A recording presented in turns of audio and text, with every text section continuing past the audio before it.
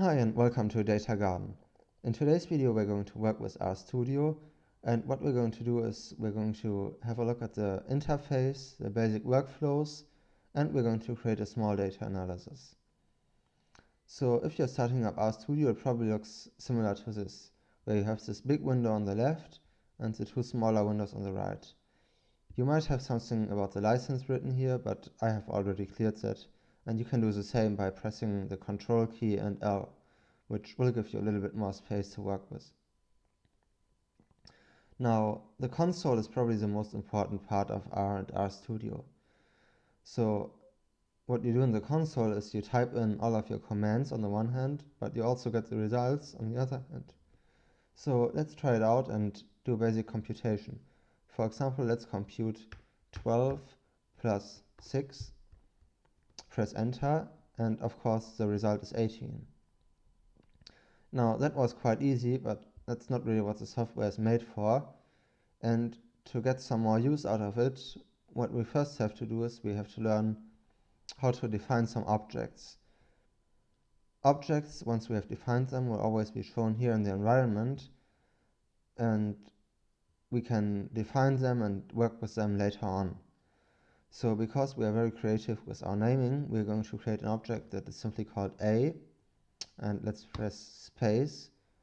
And how we assign a value to the letter A now is we press the less than sign and dash, so that we get a small arrow to the left, and press space again, and let's say A is 20. Press enter, and as you see we have just created a value that is 20 and has the name A. And what we can do now is, for example, we can type A divided by 2, and the result is of course 10. Now, you may not find this too useful now, but working on this with this idea, we can now also assign a name to a vector, for example. So let's create an object that is called B, and this time we want to make not only a single number, but a vector of numbers. And how we do this is, ironically enough, with the command C, and we press the bracket open, which always tells R that we are starting a command. And let's say that the values that we want to have in this vector are 10, 12, 14, and 35. Press enter, and as you can see we have created a vector of numbers 10, 12, 14, and 35. To see what you can do with it, for example, let's now calculate B multiplied with 12, and there we have the results. And I think you can agree with me that this was already a bit easier than calculating 10 times 12, 12 times 12, 14 times 12, and 35 times 12 by hand, or by typing everything one by one. And I think from this little task you can already get an intuition of how working with objects in R can help you. Now in the next step we want to load up a data set. The good thing is that you don't need your own data, because RStudio already has so many data sets included that you can use for your starting analysis. So how we load up a data set is we use the command data and opening bracket, and then you already get a list of all the data sets that are included. Now the data set that we want to work with today is called empty cars. So we type that and we press enter, and as you can see, for the moment it's not fully loaded, it just says promise. So we actually might want to have a look at it. Now there are two ways to do this. First of all, we could just click on it here, and we can see the data set here in our console. Now for the untrained eye this might be a little bit of a difficult way to do, because there are no lines in here or anything. So we can also use an alternative way and actually look at the data in the R viewer. So we type view and we actually have to do it with a capital V, and in brackets again we type empty cars, enter, and there we see that we have now opened up the data set in the RStudio data viewer. And this might be a bit more of a convenient way to look at data in RStudio. So what this data set is, it shows some different car models. Let's say the Mercedes 240D and the Mazda RX-4 and among others.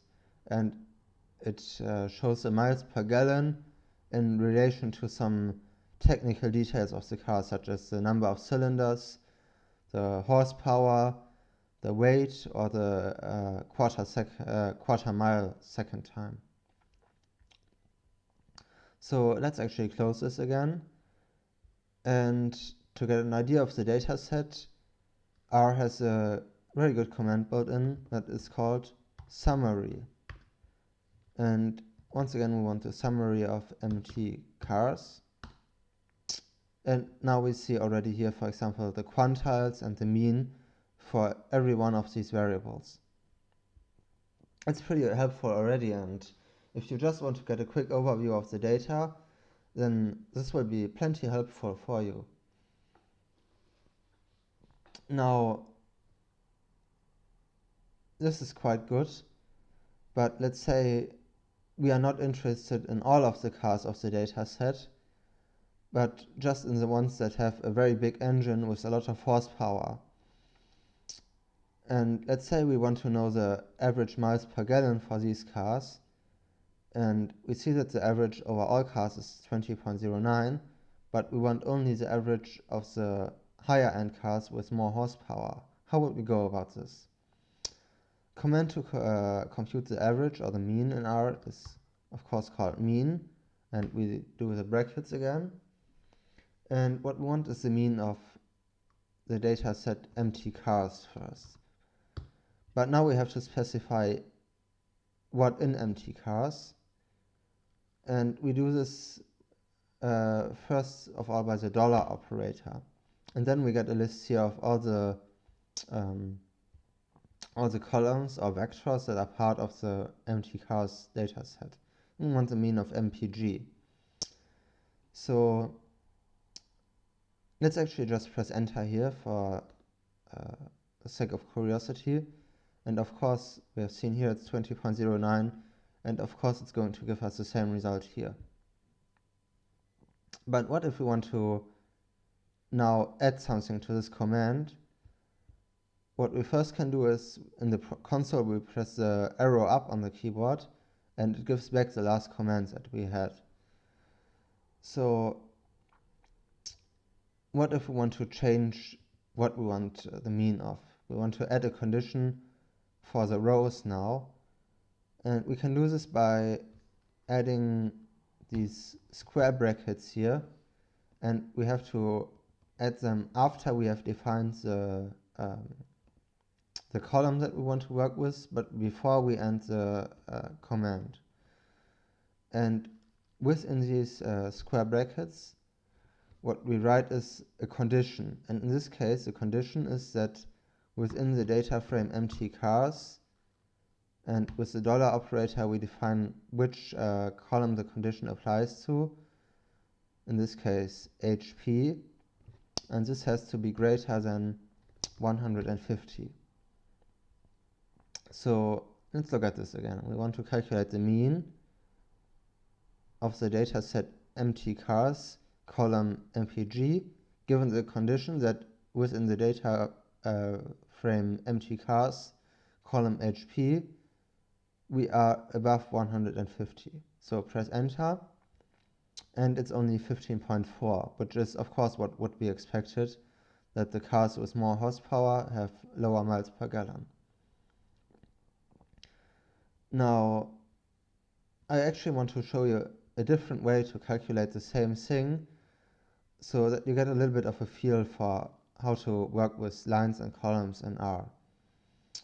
So let's type the same thing again. Mean empty cars, But in this case, we do not want to define the column that we want to work with here, but we start with the square brackets right away. And first we enter the condition for the lines, so empty cars $mpg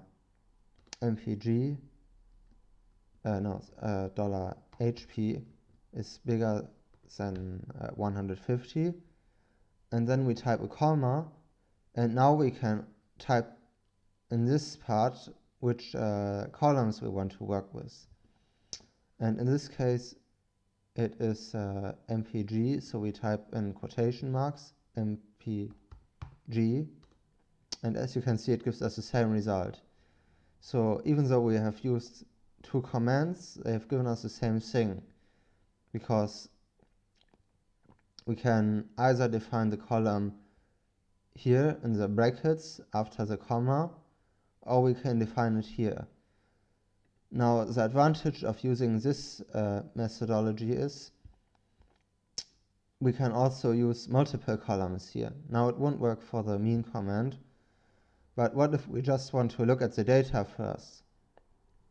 Let's say we want to see all the entries, all the rows, and we want to see only the columns mpg and hp instead of all of the columns.